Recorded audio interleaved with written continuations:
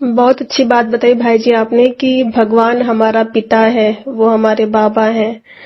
तो मेरा एक सवाल था कि संस्था के इतने सेवा केंद्र हैं, देश विदेश में संस्था फैली हुई है, तो कुल कितने सेवा केंद्र हैं संस्था में और इसका एडमिनिस्ट्रेशन कैसे चलता है? कौन चलाता है? इसका मुख्यालय कहाँ पे है? तो उसके बारे में थोड़ा बताइएगा। अब एक संस्था है और उस संस्था का इतना विस्तार है, तो निश्चित रूप से उसका एडमिनिस्ट्रेशन का भी बहुत अच्छा व्यवस्था बनी हुई है।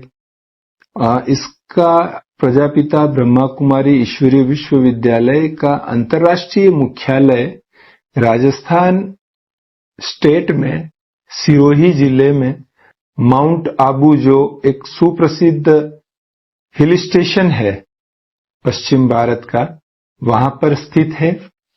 और वहां से पूरे विश्व में सेवाएं होती है। उसमें भी विशेष रूप से जो विदेश का कोऑर्डिनेशन ऑफिस है विदेश की सेवाओं का, वो लंदन में हमारा सेवा केंद्र है ब्रह्मा कुमारीज का। वहां पर से विदेश की सभी सेवाओं का कोऑर्डिनेशन रहता है। भारत में अलग अलग जोन्स बने हुए हैं, जैसे राजस्थान जोन है, गुजरात जोन है, पंजाब जोन है, दिल्ली जोन है, महाराष्ट्र जोन है। ऐसे अलग अलग जोन्स बने हुए हैं और उन जोन्स के अंडर में सब जोन बने हुए हैं।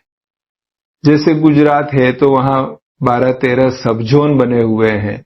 तो ऐसे हर एक जोन के अंडर में सब जोन बने हुए हैं और उन सब जोन के अंडर में सेंटर्स होते हैं।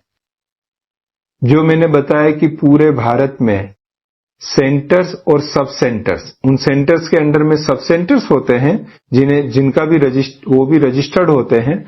तो इन सेंटर्स और सब सेंटर्स की संख्या करीब 5600 के करीब है जो रजिस्टर्ड है।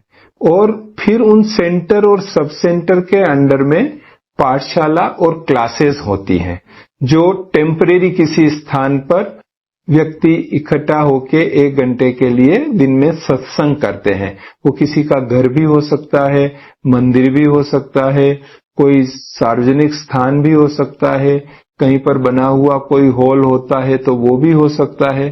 तो इस प्रकार से वो पाठशाला और क्लासेस चलती है। तो ये तो हो गया इसका लोकेशन वाइज सेटअप। लेकिन व्यक्ति वाइज इसका एडमिनिस्ट्रेशन कैसे होता है?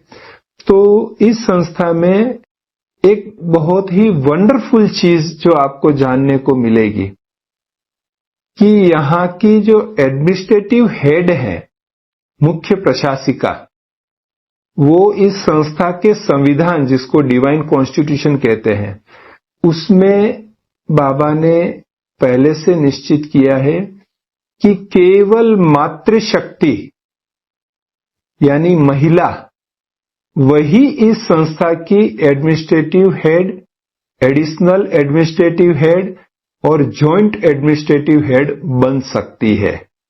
तो आज भी इस संस्था में एडमिनिस्ट्रेटिव हेड वो दादी रतन मोहिनी जी हैं, जो 1936-37 में जब इस संस्था की स्थापना हुई तब से उन्होंने अपना जीवन समर्पित किया और आज 100 साल की उनकी आयु हो गई है और वो संचालन कर रही हैं।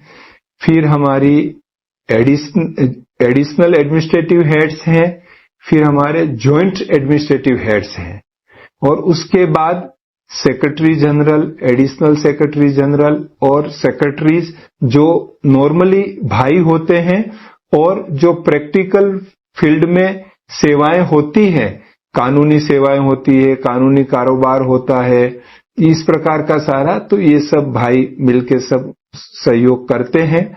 और उसके बाद जोन इंचार्ज होते हैं, सब जोन इंचार्ज होते हैं, सेंटर इंचार्ज होते हैं, सब सेंटर इंचार्ज होते हैं, फिर पाठशाला चलाने वाले गृहस्थी भाई बहने होते हैं। तो इस प्रकार से इसका हायरार्की होता है और इस हायरार्की में ये सारी सेवाएं चलती है।